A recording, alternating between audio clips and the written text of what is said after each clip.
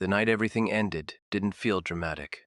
There was no shouting, no slammed doors, no argument loud enough to echo down the hallway, no announcement made to the press, no explanation offered to the studio. Dean Martin simply didn't show up. Not to rehearsal, not to the set, not to the table read that morning where everyone expected him to walk in late, smiling, coffee in hand, already half in character. At first, people laughed it off. "That's Dean," someone said. "He'll be here." But the hours passed, and Dean Martin never came. By the end of the day, the laughter was gone. By the end of the week, the studio knew something was wrong. By the end of the month, one of the biggest television hits in America no longer had its star, and nobody outside a very small circle knew why. What the public was told was simple: creative differences, exhaustion, a desire to move on. What actually happened was darker, and it started with a murder nobody wanted connected to entertainment. Dean Martin was riding the highest point of his television career. The show was a hit, ratings were strong, sponsors were happy. The network wanted more seasons, bigger contracts, tighter control. From the outside, it looked like success. From the inside, it felt like a trap. Dean had never loved television the way he loved music or film. TV required routine, presence, repetition. Dean valued freedom more than applause. Still, he stayed because the people around him depended on it. Crew members, writers, technicians, families built around production schedules. Dean understood responsibility. What he didn't understand, what nobody could have predicted, was how close that responsibility would come to blood. The murder happened quietly. No headlines at first, no sirens outside the studio. Just a phone call that came late at night. Dean answered it himself.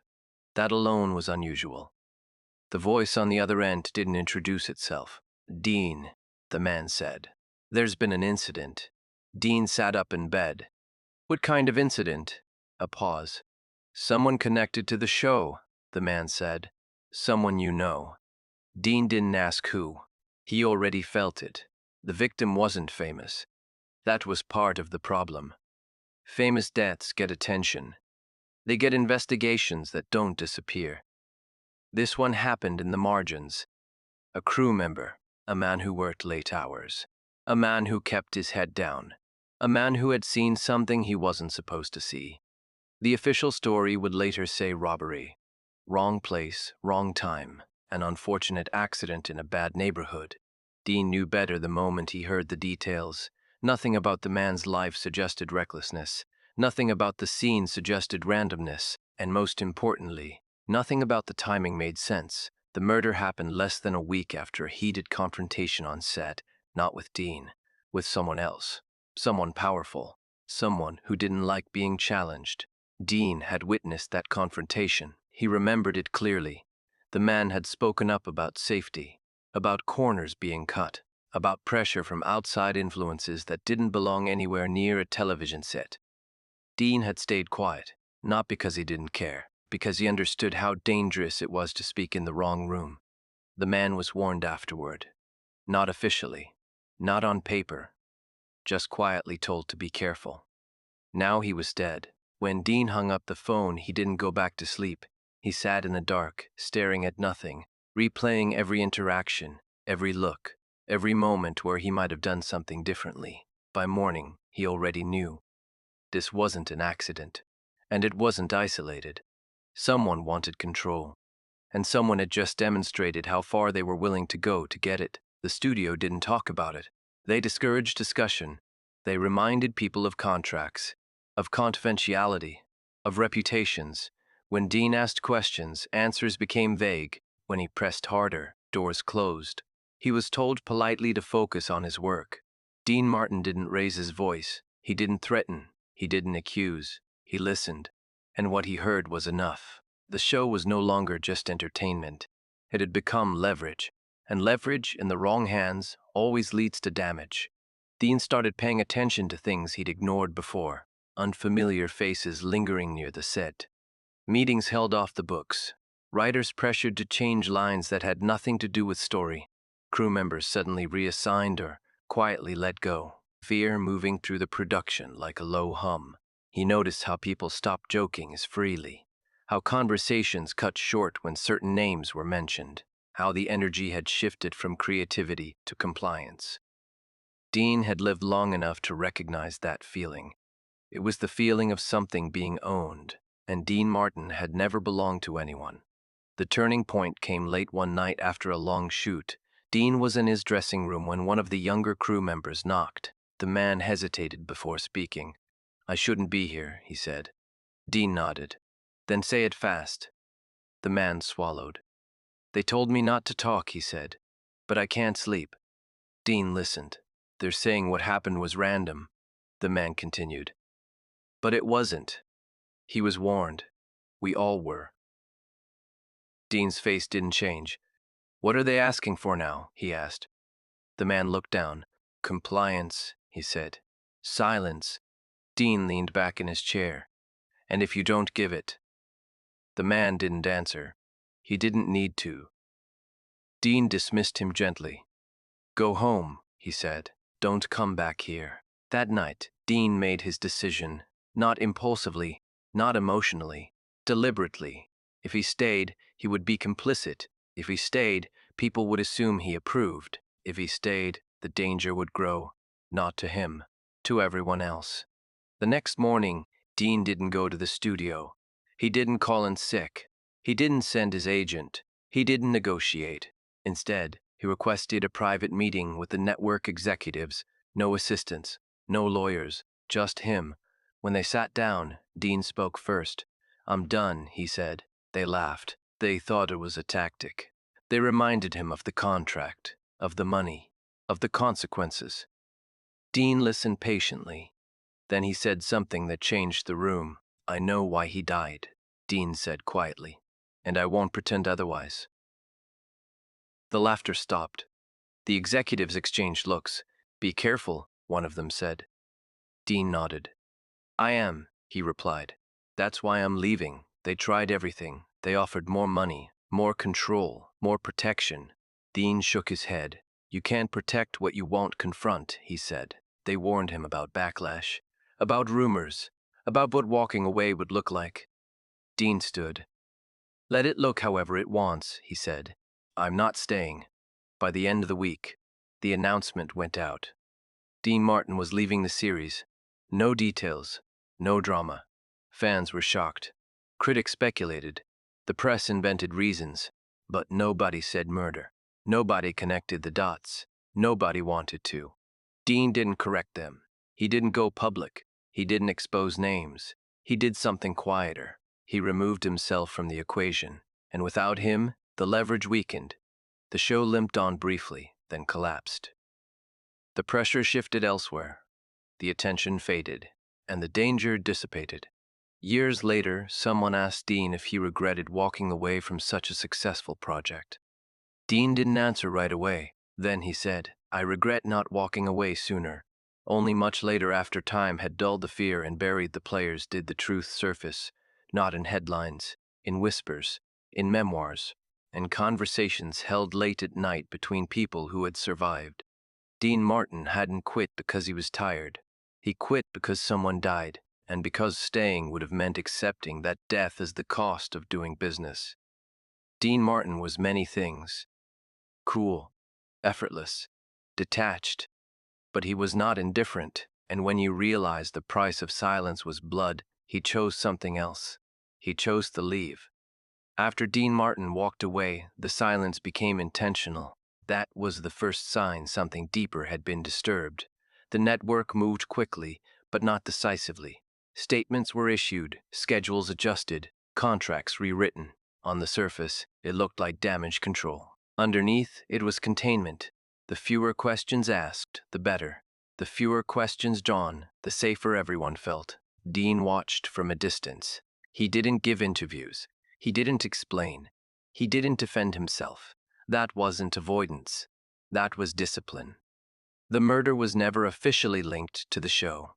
Police reports stayed vague. Evidence stalled. Witnesses forgot details. Files went quiet. The case slid into the category of tragedies that never quite find closure. But the people who had been there knew. They felt it every time they walked onto a set afterward. The tension didn't disappear when Dean left. It changed shape. Without him, the production lost more than its star, it lost its shield. Dean had absorbed attention simply by existing. His presence kept certain forces cautious. Once he was gone, the room felt smaller.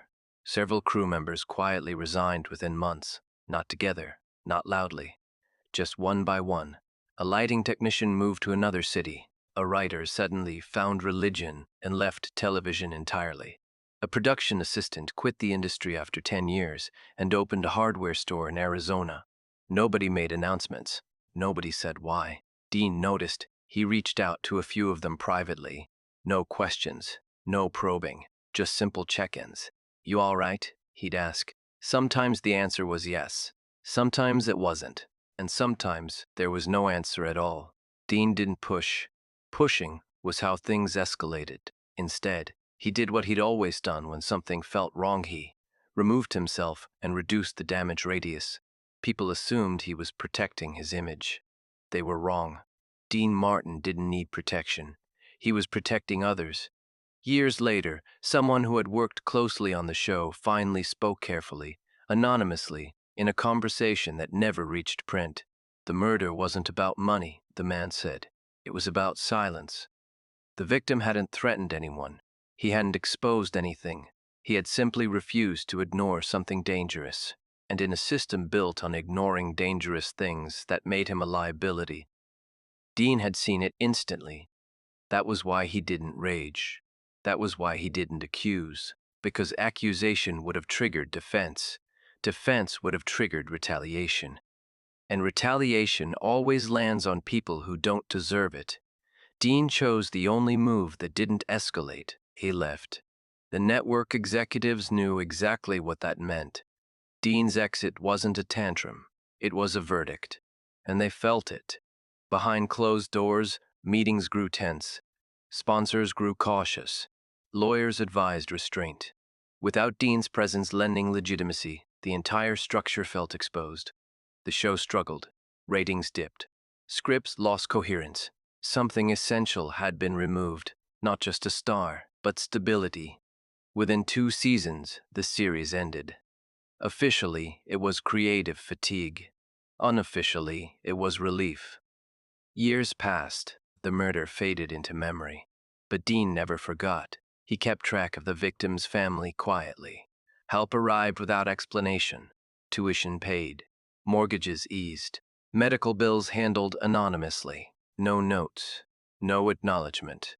That was Dean's way. He didn't believe tragedy needed branding. Someone once asked him why he never spoke publicly about injustice in the industry. Dean answered simply, "Because talking is easy." He believed in action that didn't create ripples, only results. The real shock came years later, long after the danger had passed, when one of the executives involved finally broke. He was old, sick, no longer protected by relevance. He spoke to a biographer off the record. "Dean Martin scared us," the man admitted. "Not with threats, not with power, with refusal." The executive explained that Dean's departure sent a message no lawsuit could silence. "If he'd screamed, we'd have crushed him," the man said.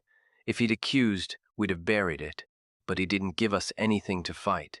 Dean didn't demand justice. He withdrew consent, and that terrified them, because consent was the currency they depended on. Without it, leverage collapsed. The executive confessed something else. "They knew if he stayed," he said, "someone else would die." That sentence never made it into print, but it circulated quietly among those who mattered. Dean Martin had walked away to stop the bleeding, and it worked. The environment cooled, the pressure shifted, the invisible hands loosened, not because anyone became good, but because the cost became unpredictable. Dean Martin became a reference point. People would say, "Remember what happened when Dean left." It wasn't a warning. It was a lesson. Years later, a young actor asked him directly if it had been hard to give up a successful show. Dean looked at him, surprised. "Hard," he said. "No." The actor pressed, "But you walked away from everything." Dean smiled gently. "I walked away from one thing," he said. "I kept everything else." The actor didn't understand. Not yet. Dean explained once to a friend over drinks, long after the story had stopped circulating. People think quitting is weakness, he said. Sometimes it's the strongest move you've got. He paused. Staying when you shouldn't, that's cowardice. The truth about the murder never became public in a clean way. It surfaced in fragments, a line in a memoir, a footnote in a legal filing, a hushed conversation overheard at the wrong time. But the full story stayed buried. Dean never dug it up. He believed some truths did more harm when exposed.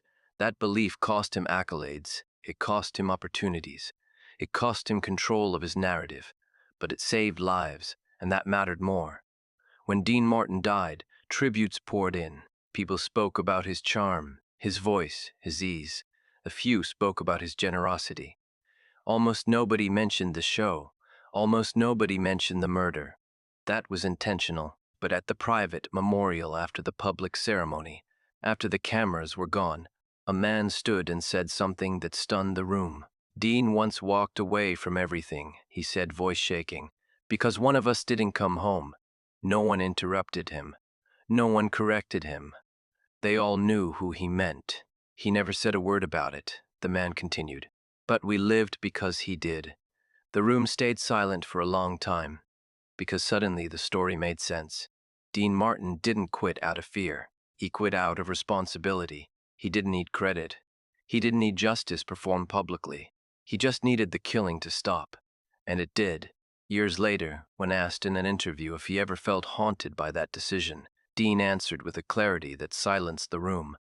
"I don't regret what I lost," he said. "I regret what would have happened if I stayed." That was the truth.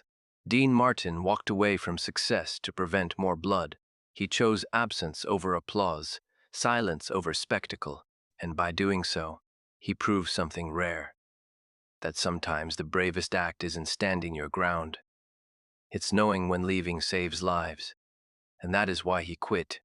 Not because he was tired, not because he was bored, but because someone died, and he refused to let it happen again.